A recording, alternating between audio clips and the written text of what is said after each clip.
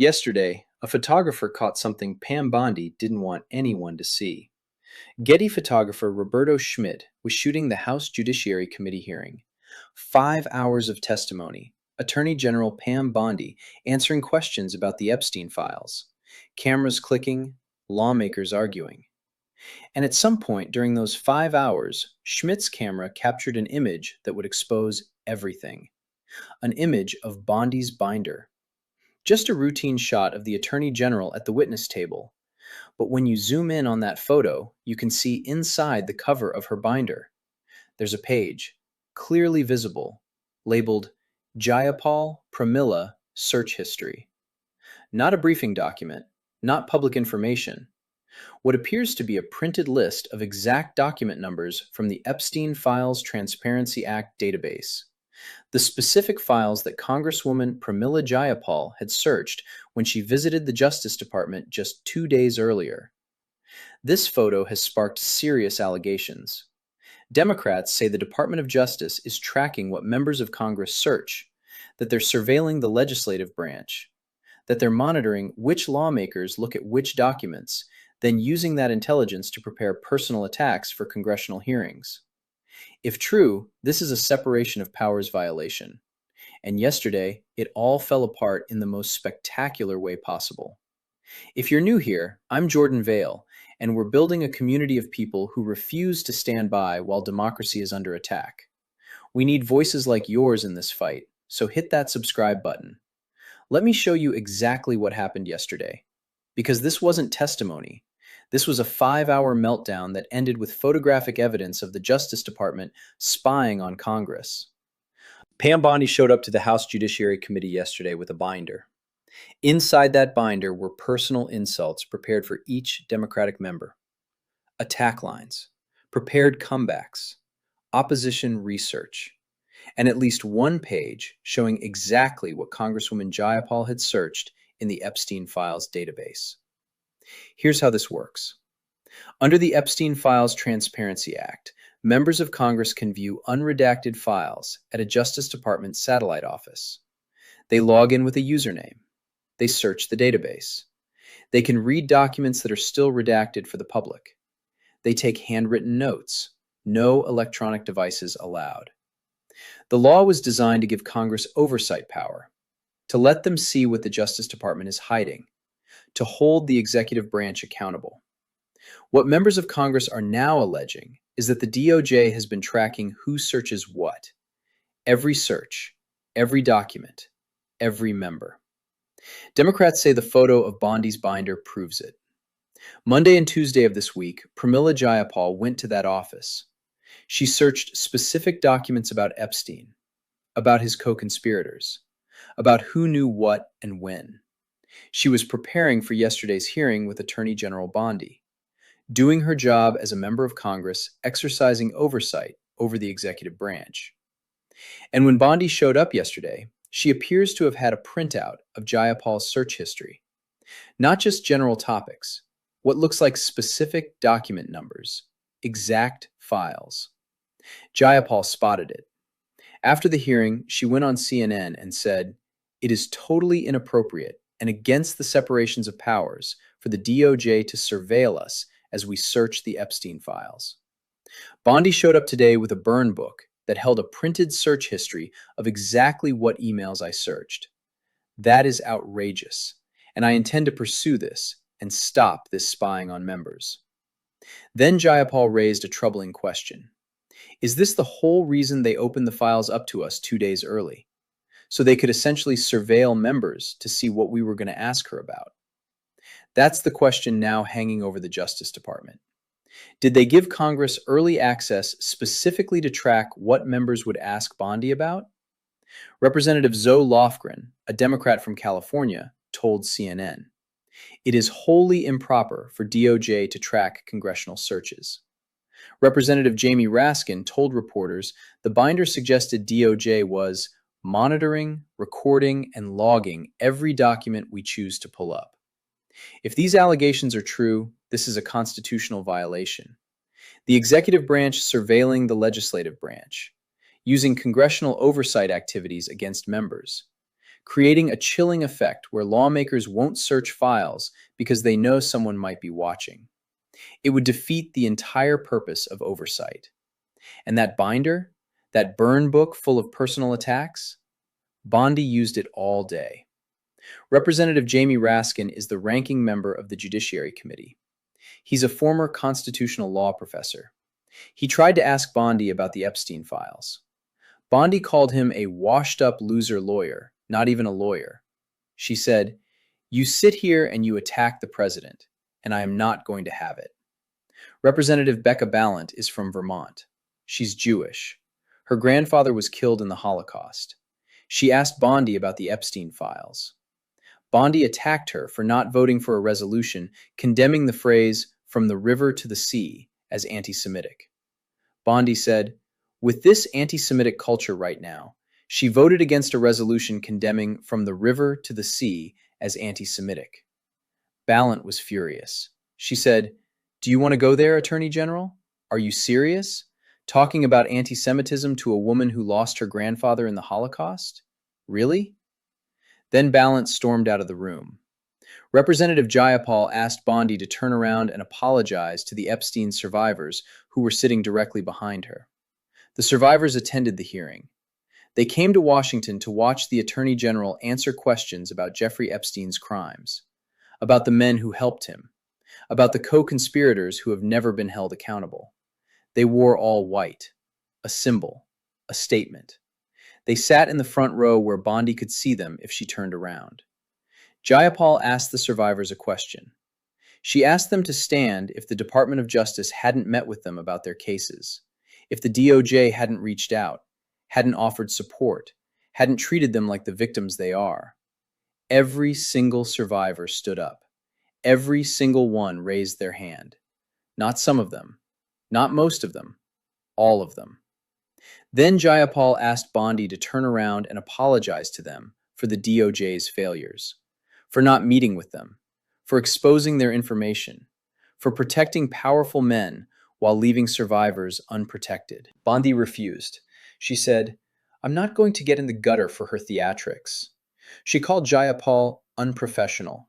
She never turned around to face the survivors, never acknowledged them, never apologized. Here's what the Justice Department did to those survivors. They released over 3 million pages of Epstein files. In that release, they failed to redact victims' personal information. They released nude photos of victims. They released victims' names and identifying details about minors who were abused. But they did redact the names of powerful men.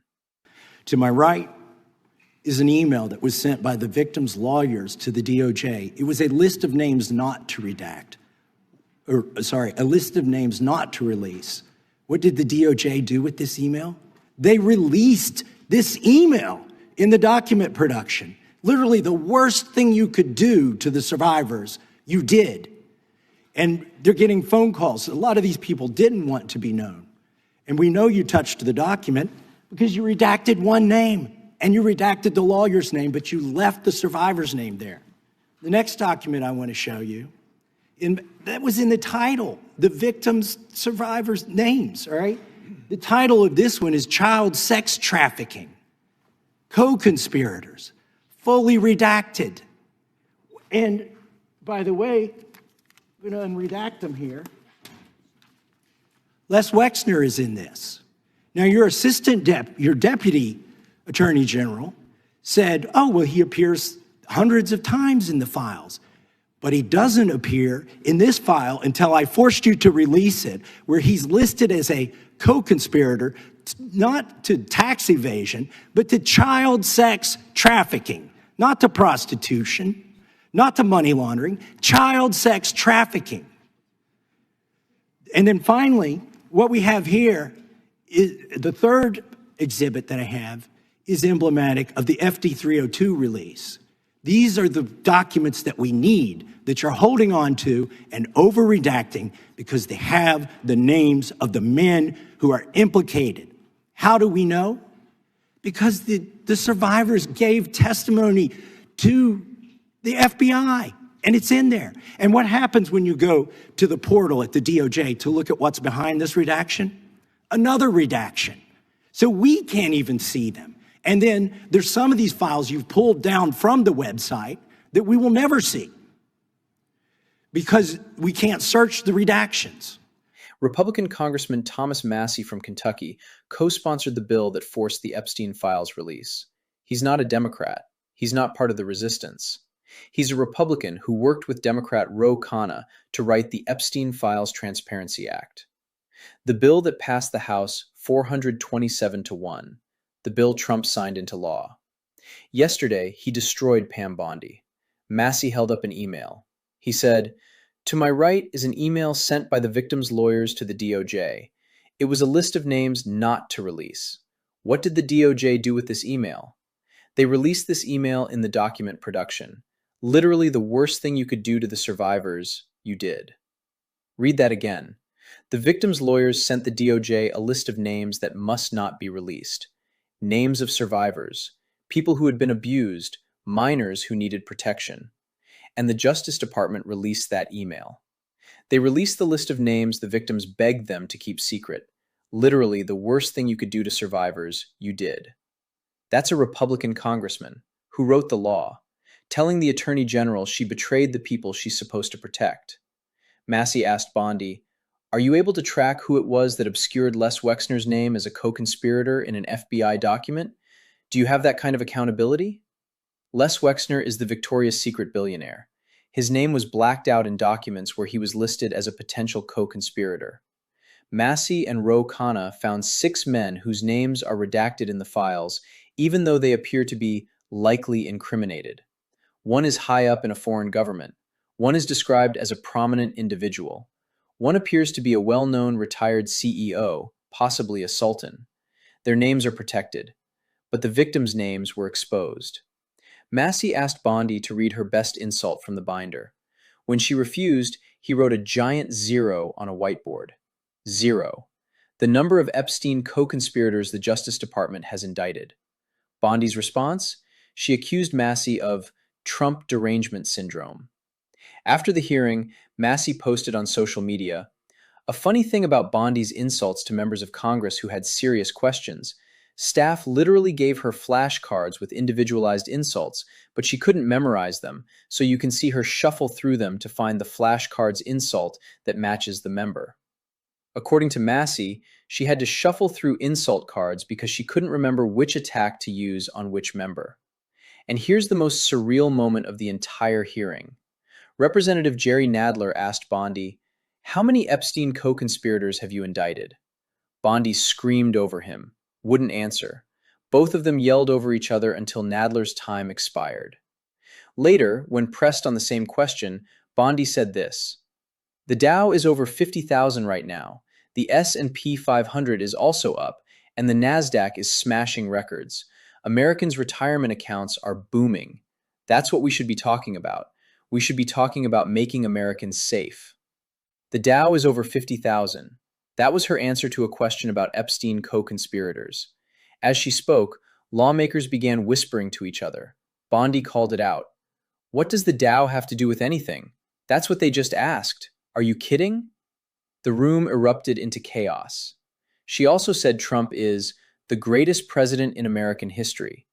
She said Democrats should apologize for impeaching Trump. She said, "I'm not going to get in the gutter with these people." What she didn't say, how many co-conspirators are being investigated?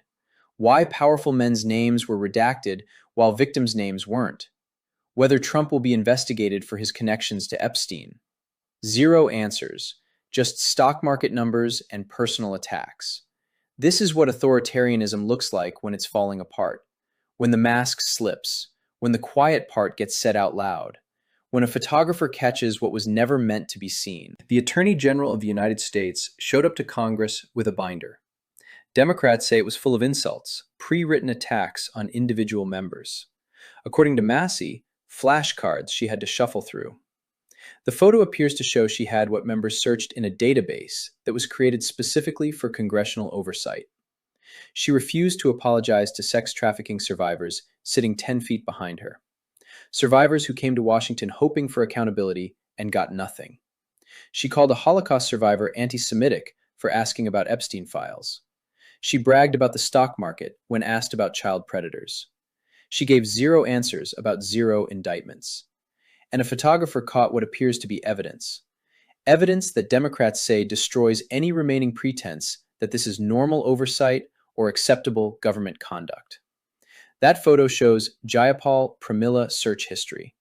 It shows what appear to be document numbers, what looks like specific files Jayapal accessed at the DOJ satellite office. Democrats say this isn't speculation, this isn't inference, this is photographic evidence that the Department of Justice tracked what a member of Congress searched in their database, compiled that information into a document, and then brought that document to a hearing to use against her. The executive branch allegedly spying on the legislative branch, using oversight activities to prepare attacks. If Democrats' allegations are correct, this violates the separation of powers that protects our democracy. And the worst part, some powerful people were protected while victims were exposed. Les Wexner's name, redacted in some documents where he was mentioned. 6 powerful men identified by members of Congress, names still redacted. 1 high up in a foreign government, name protected. Victims' names, released. Victims' nude photos, released. Victims' identifying information, released. An email from victims' lawyers listing names that must not be released. The DOJ released that email. ZERO Epstein co-conspirators indicted. ZERO being investigated as far as Bondi would say. Zero accountability for powerful men named in the files. But the DOJ appears to have found time to track what members of Congress were searching, Democrats allege. They found time to prepare personal attacks. They found time to attack a Holocaust survivor about anti-Semitism. Republican Thomas Massie, who wrote the law requiring transparency, told Bondi she did literally the worst thing possible to survivors. And she didn't apologize. She didn't turn around. She didn't answer questions. According to Massie, she shuffled through flashcards looking for the right insult and talked about the stock market. This is what a cover-up looks like when it collapses. Because that photo raises serious questions. Jayapal Pramila Search History has prompted allegations that the Department of Justice is surveilling Congress. And if they're tracking what members search in the Epstein files, Democrats are asking, what else are they tracking? What do you think? Is tracking congressional searches a separation of powers violation? Should Pam Bondi face consequences for refusing to apologize to survivors? And what does it mean that ZERO Epstein co-conspirators have been indicted while the DOJ spent time preparing insults for members of Congress? Share this video. People need to know that yesterday, a photographer caught what appears to be evidence the Justice Department is surveilling Congress. They need to understand Bondi showed up with what Democrats call a burn book, full of personal attacks instead of answers. They need to see that she refused to apologize to Epstein survivors, while some powerful men's names remain protected. And they need to hear a Republican congressman say she did literally the worst thing possible to those survivors. We're building something here, a community that recognizes evidence when we see it, that understands a photo showing Jayapal Pramila Search History raises serious questions, that sees Democrats alleging surveillance and constitutional violations, and that demands answers when the people who are supposed to seek justice appear to be seeking revenge instead. Thanks for spending a few minutes digging into this with me. If you want more grounded, progressive commentary without the outrage bait, subscribe and stick around. Every time you watch, share, and engage, it helps build a community that believes democracy is worth understanding and defending. I'll see you in the next video.